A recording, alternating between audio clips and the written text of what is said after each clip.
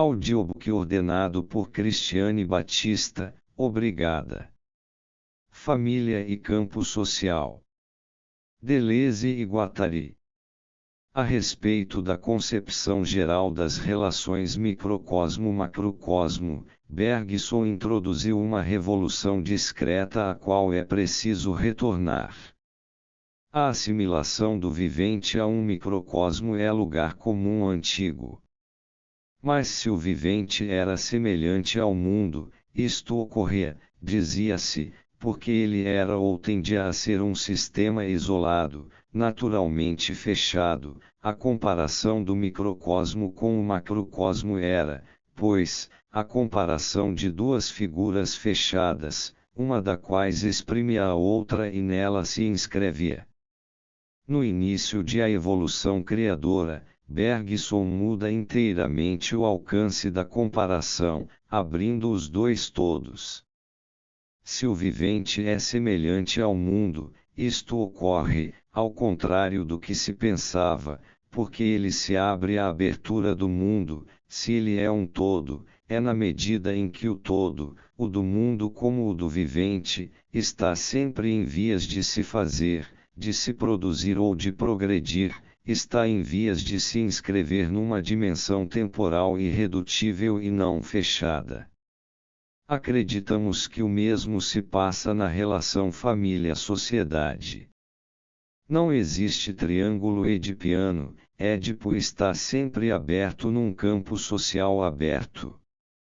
Édipo aberto a todos os ventos, aos quatro cantos do campo social, nem mesmo 3 mais 1, mais 4 mais n. Triângulo mal fechado, triângulo poroso ou gotejante, triângulo explodido donde escapam os fluxos do desejo em direção a outros lugares. É curioso que tenha sido preciso esperar pelos sonhos dos colonizados para que se percebesse que, nos vértices do pseudo-triângulo, a mamãe dançava com o missionário, o papai se deixava enrabar pelo coletor de impostos e o eu, espancar por um branco.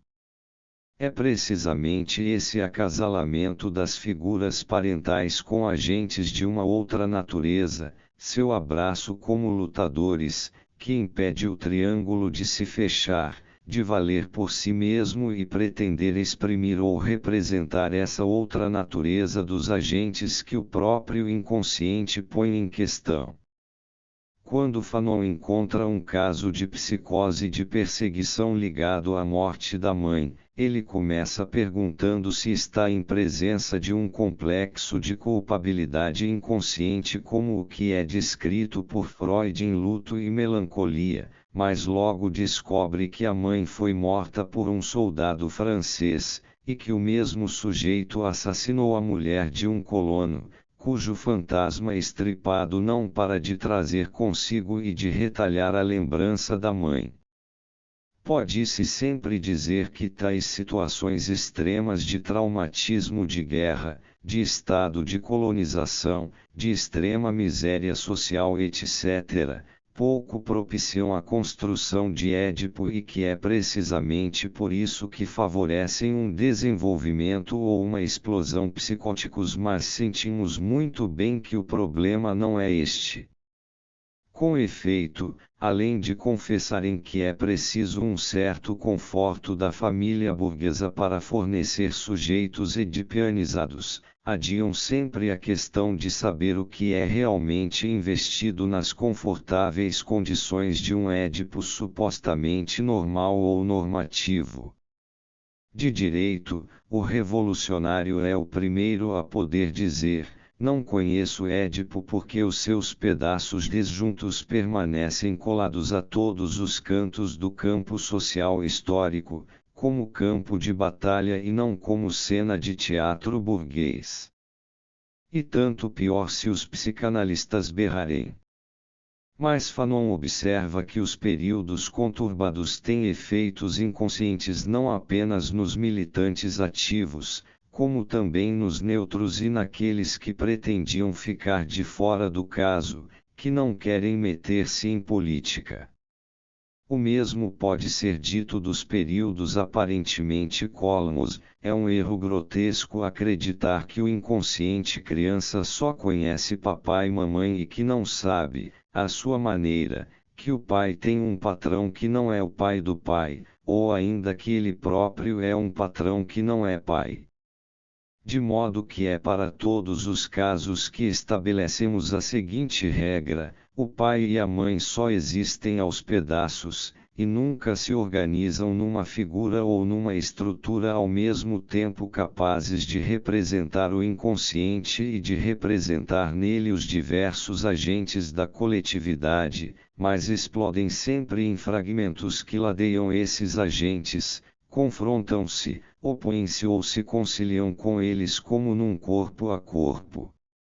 O pai, a mãe e o eu estão em combate e em contato direto com os elementos da situação histórica e política, com o soldado, o tira, o ocupante, o colaboracionista, o contestatário ou com o resistente, com o patrão, a mulher do patrão, que a cada instante quebram as triangulações e impedem que o conjunto da situação se assente sobre o complexo familiar e nele se intire a raiz.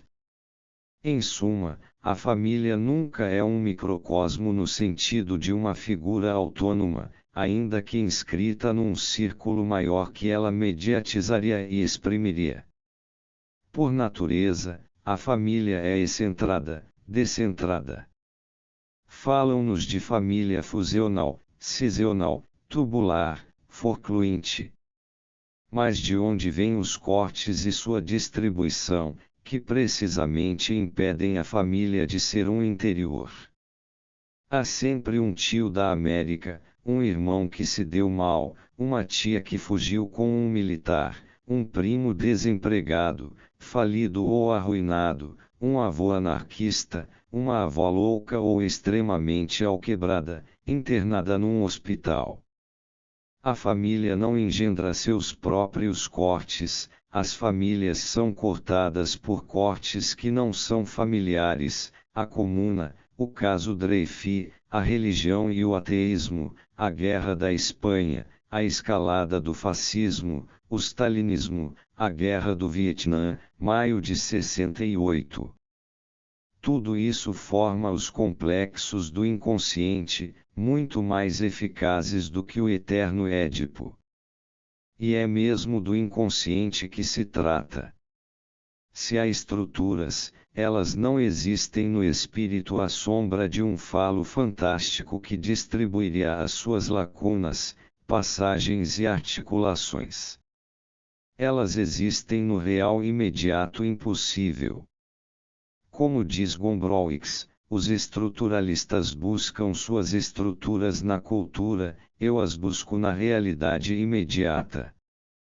Meu modo de ver estava em relação direta com os acontecimentos de então: hitlerismo, stalinismo, fascismo.